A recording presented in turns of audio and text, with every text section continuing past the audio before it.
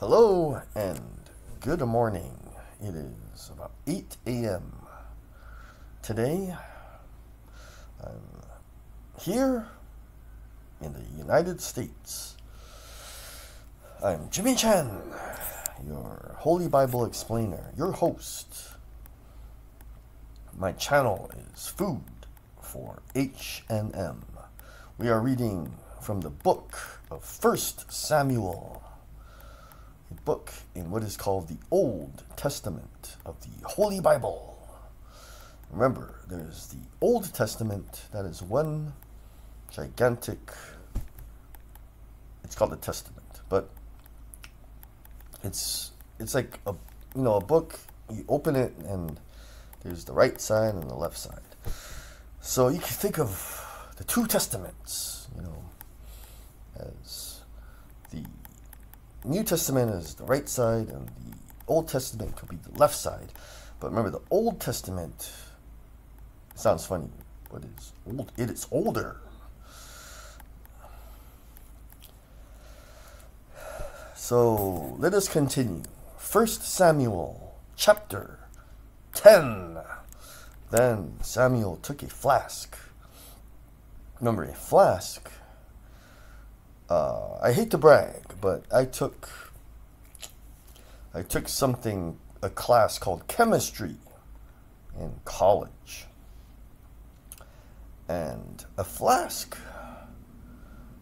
it looks funny, it's thin, it's narrow at the top, and then near the bottom it's bigger. It's some kind of container like this. Okay. A vial is like very skinny and long. It's like a straw, but you can put liquid into it. That's called a vial. Something like that. Very, very skinny.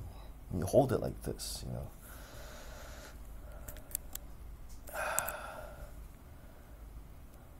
So flask is something like that. It's a little bigger at the bottom. It's like narrow like the vial at the top. It's kind of like bigger at the bottom, and you hold it like this.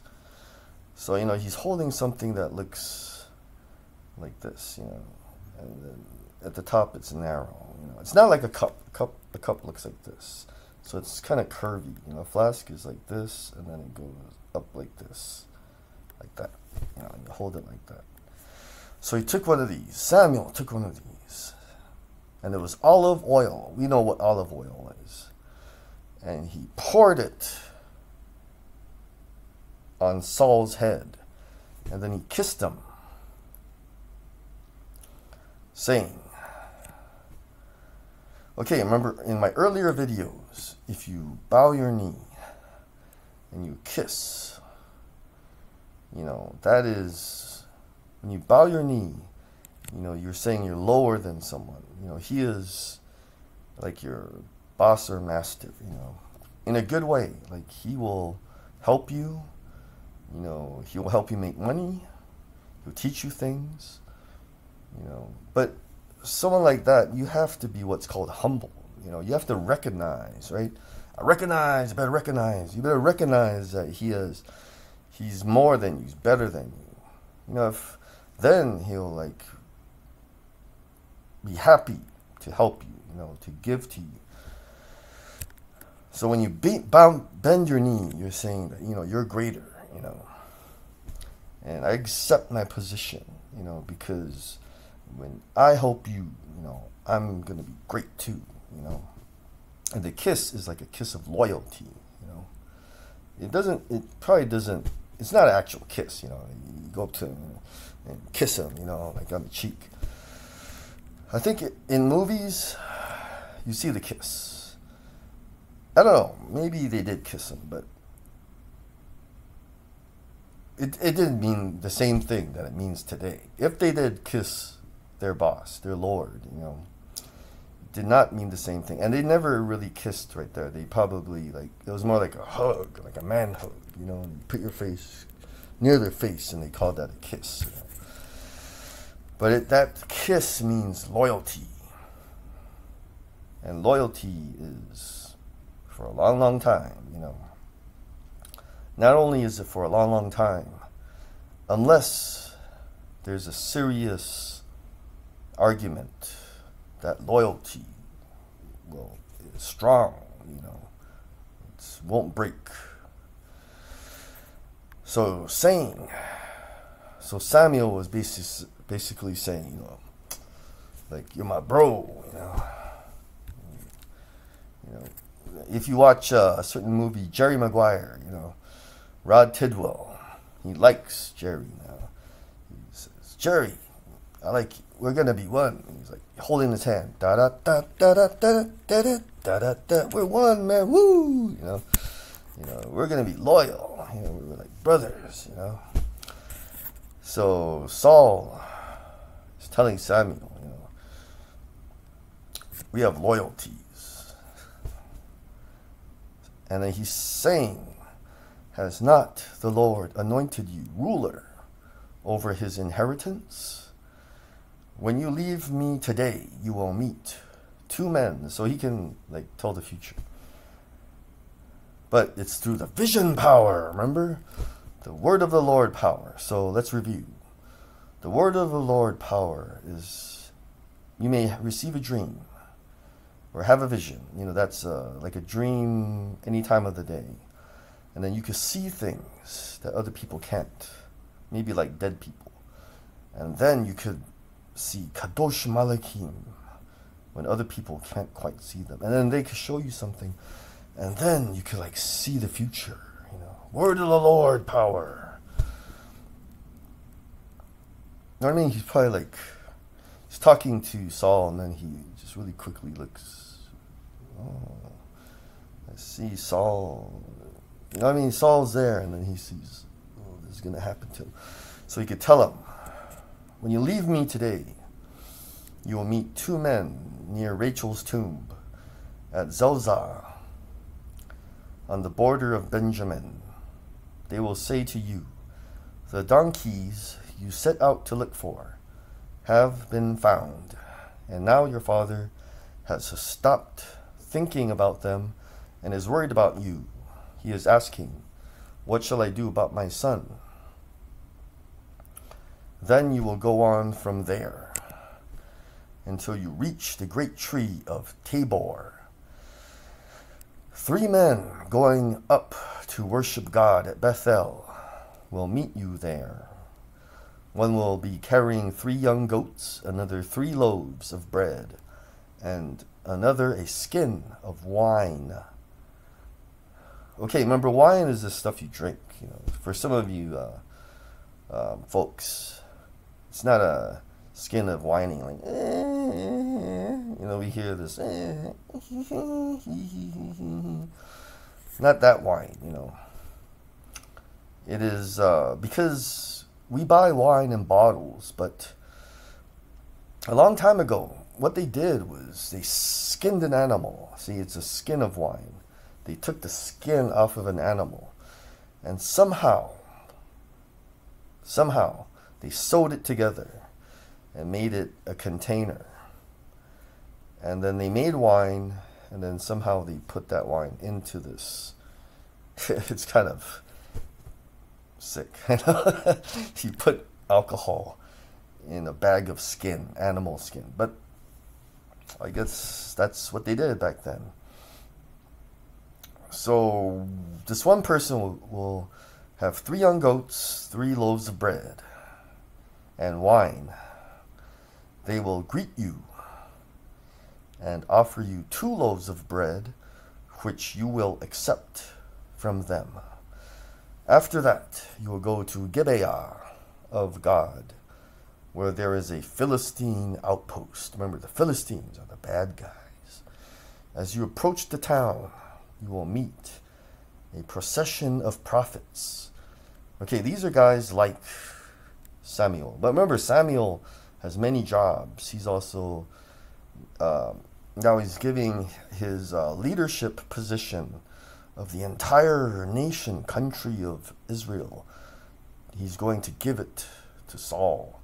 But these are also prophets. Remember, he anoints prophets. So these are all guys that have, like Jedi, Every single one of them, he must have anointed them with this oil. So they're coming down from the high place with lyres, which are like guitars, timbrels, but the lyre, the lyre does not quite look like a guitar. It's pretty close, The lyre, Lyres, lyres, timbrels. They're like tambourines or like a drum. They're called percussion. It's a percussion, instrument. Pipes, and harps. So let me just stop. And some of you are young and never heard of something called an orchestra. An orchestra is kind of lame, They wear their fancy clothes and they play these fancy instruments, and there are many, many kinds of them.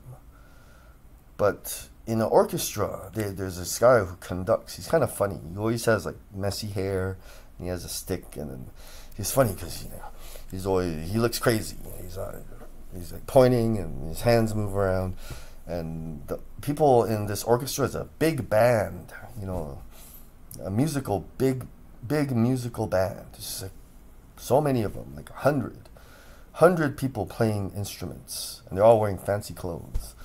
But they all have to watch him. Sometimes they don't watch him. But if they watch him, when he's doing these crazy motions with a little stick in his hand, his arms, and if they really watch him, because he's a smart guy, he's called a conductor, musical conductor, then the music will be like perfect and beautiful, But sometimes they don't watch him, so it's like, it was all right, But sometimes those conductors they're really hard to listen to, because you have to know every hand movement that they have. It's kind of interesting. They're like, he's like pointing at those guys. They're kind of interesting to watch, musical conductors. But in an orchestra, they're basically, I learned this, so just, if you don't want to learn it, it's okay, just tune out. There's like 4 basic types of instruments. There's the percussion, I was saying, the ones you beat on, like a drum. And then there's the strings, musical instruments with strings, like a guitar. And remember, there's the violin.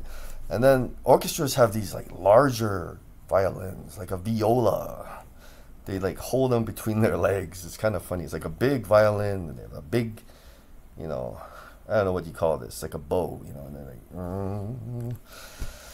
So you got percussion, you got strings, and then you have like the piano is different, I'm trying to remember. Then the woodwind, the ones you blow, like pipes and oboe and the trumpets. So remember, the ones you beat on, they have strings, right? And the strings, but then they use like a bow on them sometimes. Those are strings, and then there's the ones you blow, like a trumpet or like a little pipe. Some of them are long, like there are these things called oboes, or they look pretty cool, the oboe. And then there's a piano, right? And then, let's see, the beat. And then, let's take a look. There's got to be one more. The 4 types of instruments.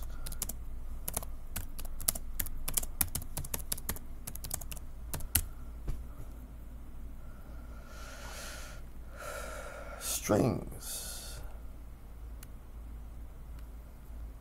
woodwinds, brass. Oh, okay.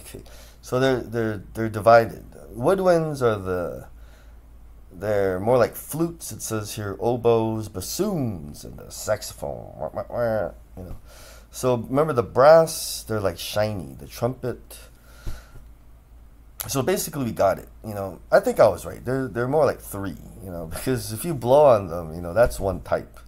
But I guess they divide the type that you blow through, into 2.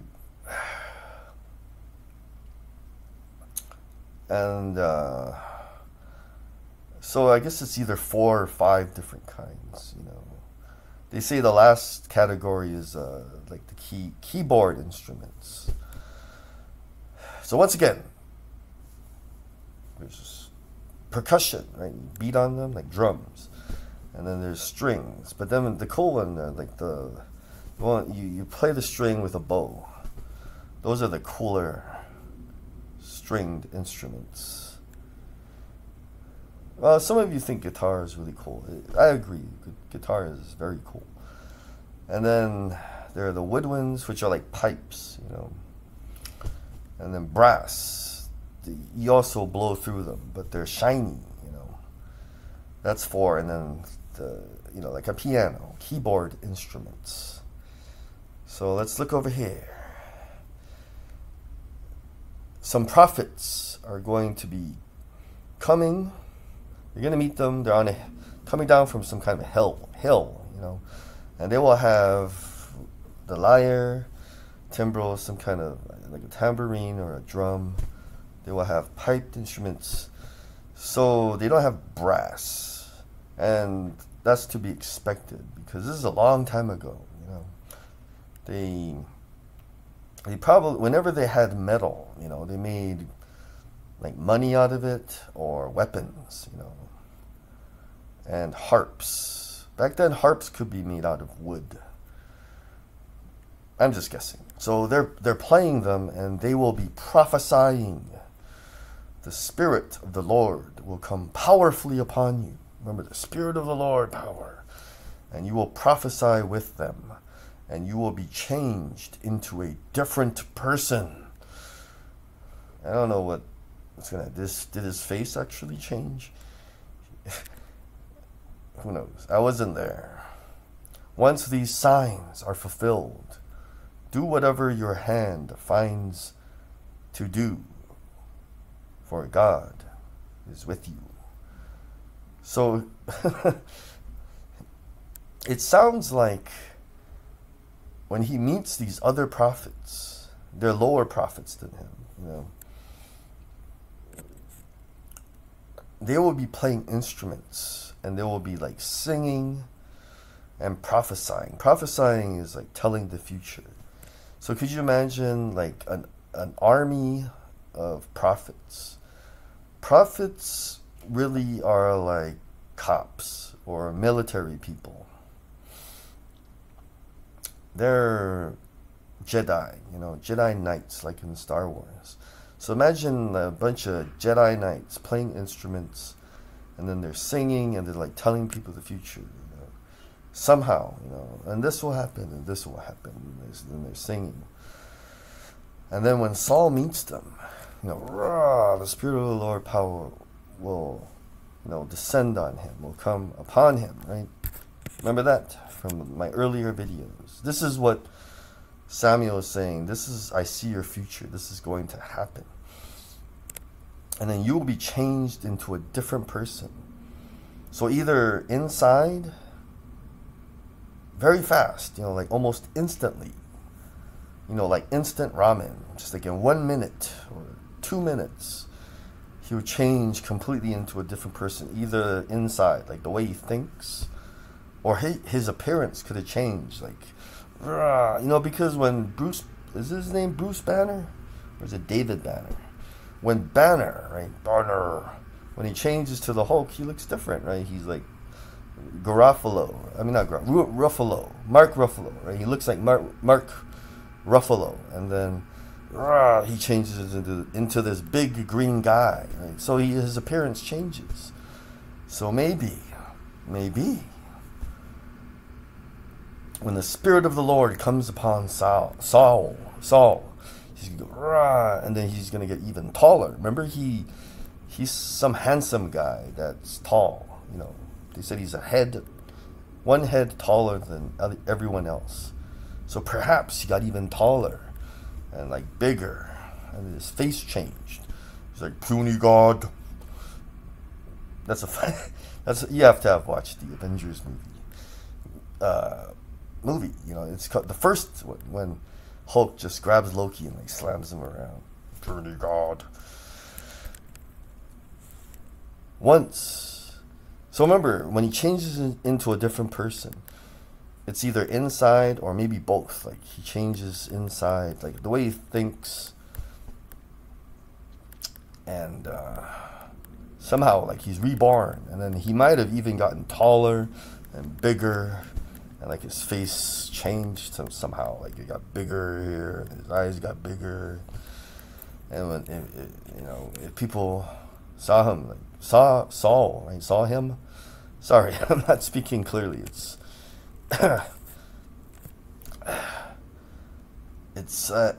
for some reason, I'm having difficulties. Pardon me. So verse 7. Well, once these signs are fulfilled. So a good sign is something that is like supernatural of God, from God, the Creator, the Lord. Something you can see. People are going, there's always someone watching, If you think that you're doing something and no one saw you, someone always saw you. They were up there in a window looking at you and you didn't know it. But once these signs are fulfilled, that means people will see all of this, like the prophets, these Jedi singing, and then you hulking out, the Spirit of the Lord, coming upon you, and they will see you change into a different person. Like some people will see it, maybe a lot of people. So once these signs are fulfilled, people will see this. Do whatever your hand finds to do. That means whatever you do, God is with you. Isn't that nice? You could just do anything, But you have to remember that when the Spirit of the Lord is on you, and he is being changed into a different person, so he's not going to do bad things. He's always going to do good things. So go down ahead of me to Gilgal. I will surely come down to you to sacrifice burnt offerings and fellowship offerings, but you must wait 7 days until I come to you and tell you what you are to do. The next section is called Saul Made King. As Saul turned to leave Samuel, God changed Saul's heart, and all these signs were fulfilled that day. When he and his servant arrived at Gibeah, a procession of prophets met him. The Spirit of God came powerfully upon him, and he joined in their prophesying. So now there's the Spirit of God. Like there must be the Spirit of God power. When all those who had formerly known him saw him prophesying with the prophets, they asked each other, "What is this that has happened to the son of Kish? Is Saul also among the prophets?" That means Saul has been changed also to a prophet. So perhaps God's rule is, in order to be a king, you also have to be a prophet, a Jedi. You have to be a prophet before you become king. Amen. Remember, he's doing something new. Israel has never had a king before. A lot of people back then must have been very excited, A man who lived there answered, "And who is their father?" So it became a saying, "Is Saul also among the prophets?" After Saul stopped prophesying, he went to the high place. Remember, the high place is just like a temple. Right now, I think you understand. It's like a church, like one of the Lord's true churches. Not cults, like a real one of his genuine true churches. Now, Saul's uncle, remember this is his real uncle, like one of his father's brothers, asked him and his servant, where have you been? Looking for the donkeys, he said. But when we saw they were not to be found, we went to Samuel. So let's calm down. Saul answered. This is still his father's brother, so he respects him. He said, I know I've been gone a long time. We really tried to find the donkeys. It took a long time again. So we went to find Samuel because he knows things, And then Saul's uncle said, tell me what Samuel said to you. Saul replied, he assured us that the donkeys had been found, but he did not tell his uncle what Samuel had said about the kingship. Samuel summoned the people of Israel to the Lord. So he called the people, all the people, say, come assemble before the Lord at Mizpah, and said to them, this is what the Lord, remember that's Jesus. He hasn't given his name yet at this point in the story, but the Lord is the Son. God is God in three persons, the Father and the Son and the Holy Spirit.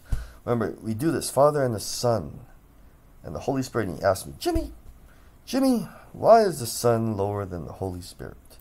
Well, remember that it's in here. Spoiler alert. Jesus, the Lord, he is the Son, right? He says, I and my Father are one. Get it? So, Father and the Son, right? But he and his Father are one, so, he's here, so he's still higher than the Holy Spirit.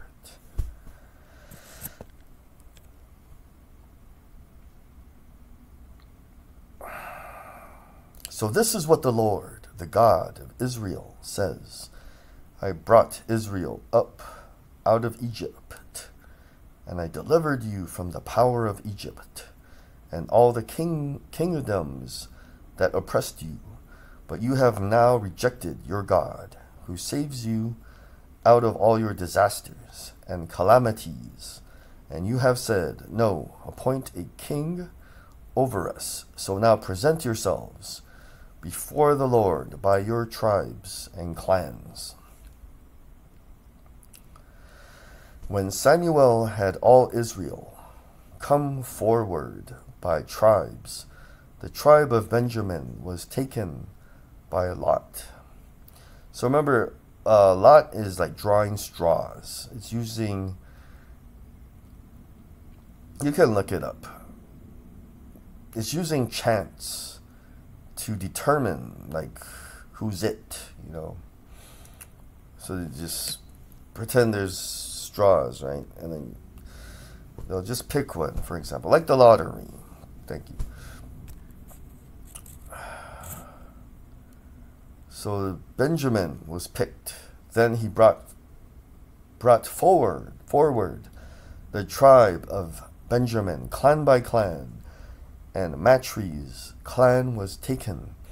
Finally, Saul, son of Kish, was taken. So what Samuel wanted to show people is this is to be. You know what I mean? Because if you use all this chance, random, and you pick again, right? Benjamin, Matri, Kish, his father, which of Kish's sons? Saul, Then everyone's like, ooh. The universe or something, the powers, it's to be, Saul. Okay, now what's going on with Saul? Everyone's looking at Saul. Something's happening, But when they looked for him, he was not to be found. So they inquired further of the Lord, Has the man come here yet? So this is everyone in Israel, or at least all the important people. And Samuel is showing them Saul. And they're, okay, so Saul, all the important people in Israel, like Saul. Okay, Saul, something about Saul, it's very important. And the Lord said, yes, he has hidden himself among the supplies. They ran and brought him out, and as he stood among the people, he was a head taller than any of the others. Samuel said to all the people, do you see the man the Lord has chosen? There is no one like him among all the people. Then the people shouted, long live the king. Samuel explained to the people the rights and duties of kingship. He wrote them down on a scroll and deposited it before the Lord. Then Samuel dismissed the people to go to their own homes. Saul also went to his home in Gibeah, accompanied by valiant men whose hearts God had touched. So what does that mean? It's like, remember there's a saying like, you call someone, right? Or you could tap them, I don't know, I do not know who to call for this job. So I will tap that person. So somehow we have to imagine, does Heavenly Father, there are these valiant, courageous soldiers, men, fighters, and somehow God just tapped them. He chose them, and He called on them, touched their heart like that. But if God is very, He's omnipotent, He's all powerful. He knows that we're like children. We think simply. So when God calls them, touches them right here, right? He makes them even more valiant, more brave, better fighters,